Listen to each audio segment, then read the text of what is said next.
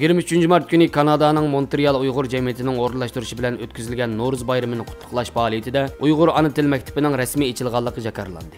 Mazkur Uyg'ur ana til maktabining o'quvchi soni 30 dan oshgan bo'lib, har hafta oxiri bolalarga muntazam holda Uyg'ur tili, go'zal san'at va islom dinidan darslar o'tilgan.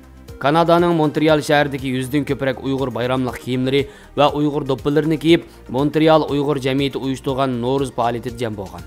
Bu fursatda Montreal Uyg'ur jamiyatining raisi Nur Muhammad Apandi jamoatning Navro'z bayramini qutlag'andan keyin yana jamiyat a'zolarining, bo'libmi jafokash, fidokor muallimlarning bir qancha yillik tirishchanligi va tayyorlik orqasida Uyg'ur jamoati orzu qilib kelgan Montreal Uyg'ur ana til maktabining rasmiy ochilganligini xo'shallik bilan jakarlagan. Montreal ana til maktabining mudiri Mahmudjon Emin maktabning ochilganligining ota-ona va bolalarni bekmi xushal qilganligini bildirdi.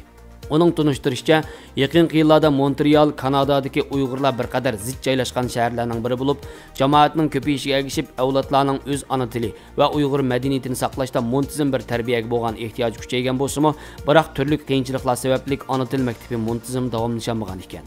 Hozir Xitoy hukumatı Uyg'ur diyorida Uyg'urlarning tili va ma'rifini cheklash siyosatlarini yurgizayotgan bir paytda Uyg'ur tili va madaniyatini saqlab qolishni o'zining burchi deb bilgan muhojiratdagi Uyg'urlar bo'lsa, bu xildagi ana til maktablarini ochishni o'zlarining eng muhim xizmatlari qatorida qo'ymoqda.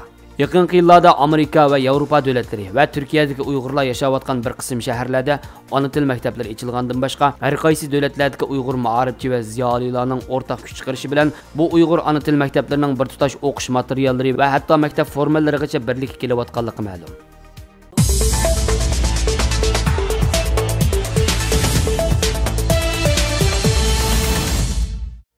Erkin Asya radiosi xabarida Uyg'ur vaziyatining xalqaro kuchlik norozilik qo'zg'ishi. Shuningdek, yaqinda Changchun shahrining sekretari Wang Junjingning Sharq Turkistonga yo'tkab kelinishi kuzatchilarda Xitoy Kompartiyasi avtonom rayonlik partikom sekretari Chin Chuangoni yo'tkab ketishga tayyorlik qilyapti degan gumonni paydo qilgan edi. Lekin Hong Kongdagi Janubiy Xitoy shahar pochtasi gazeti 24-mart xabarida navbatda Xitoy Kompartiyasining Chin Chuangoni yo'tkab ketish plani yo'q deyilgan. Shundaqla Sharq Turkistondagi musulmonlarni bostirishning mazkur bosh ijrochisining davomli vazifasida qoladiganligi. Beijingning xalqarodagi tanqidlarga qaramay Chin Chuangoni Xinjiangda yaxshi ish qilyapti deb qaraydiganligini ta'kidlagan. Bu yil 63 yoshli Chin Chuango Xitoy Kompartiyasining o'stirish nishoni bo'lsa-mu, lekin u hozirgi vazifasida davomli qoladi ekan. Beijingdagi vaziyatdan xabardor bir uchur berguchi siyosatning yo'linishi bekitilib bo'ldi. Xinjiangda hammadan muhim masala muqimlikni qo'g'dash.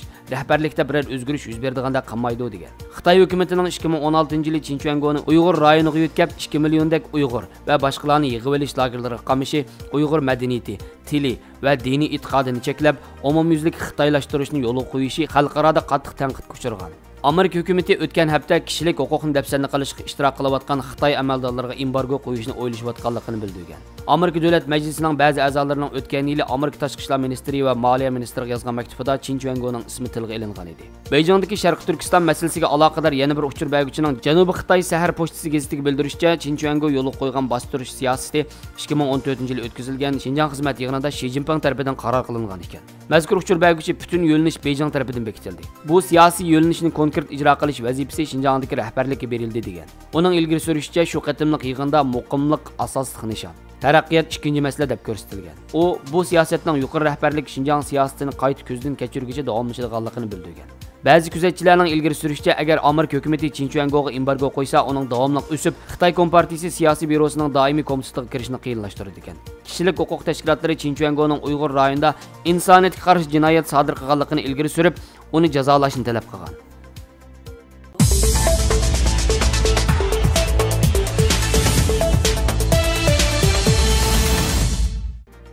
Amerikaning nopuzliq gazeti Washington pochtasi 24-mart tahrirat maqolasi e'lon qilib, Xitoyning har qancha qismi Uyg'ur rayonidagi kishilik huquq dafsanchiligini pardozlayolmaydiganligini ilgari surdi. Mazkur maqolasi atalmish Xinjiang Uyg'ur avtonom rayoni raisi Shuhrat Zakirning o'tgan hafta Xitoy xalq sarayida muxbirlarni kutib olish yig'ini o'tkazib, yig'ib olish lagerlarini aqlaganligiga qarata e'lon qilingan. Shuhrat Zakir axborot yig'inida Xitoyning jazo lagerlarini qurib, Uyg'ur va boshqa millatlarni qayta tarbiyalayotganligiga doir xabarlarni butunlay yolg'on deb inkor qilgan. U, amaliyotda bizning bu markazlarimiz o'quvchilarni haqsiz tomoq va turalg'i bilan ta'minlaydigan yotoqli maktablarga o'xshaydi degan edi. Washington pochtasi gazeti uning bu so'zlarini naql keltirib, lekin yetarli faktlar, jumladan bu lagerlardan qochib chiqqan kishilarning bayonlari 2 million yoki uningdan ortiq tutqunning hech qanday erkin emasligi va ig'ir bedellarni to'layotganligini ilgari surmoqda degan. Maqolada yana Germaniyalik Uyg'urshunos Adrian Zensning lagerdagi tutqunlarni az deganda 1,5 million deb taxmin qilayotganligi. Uning bir yoki birdan ortiq a'zosi lagerga qamalmagan hech qanday Uyg'ur oilasi qolmadi deganligi. Amerika Tashqi ishlar ministrligining yillik kishilik huquq dokladida Uyg'urlarning qonun xodimlari, turma sistemasi va yig'ib olish lagerlaridagi xodimlar tomonidan sistemalik tan jazosi ham xo'rlashga uchrayotganligi tilga ilinganligi ta'kidlangan. Hamda Islom hamkorlik tashkiloti tanqid qilingan bo'lib, uningda Islom hamkorlik tashkilotining yaqinda ma'qullagan qarorida Xitoyning musulmon fuqarolariga ko'ngil bo'lib-atganligini maqtaganlik ayiblanib, Xitoy ommaviy munosabatlar strategiyasida Xinjiangdagi ofatni yoshirmoqda. Lekin hech qanday axborot yig'ini xalqning tili, madaniyati va urf-odatlarini yo'qotishni maqsad qilgan jazo lagerlarini pardozlayolmaydi deyilgan.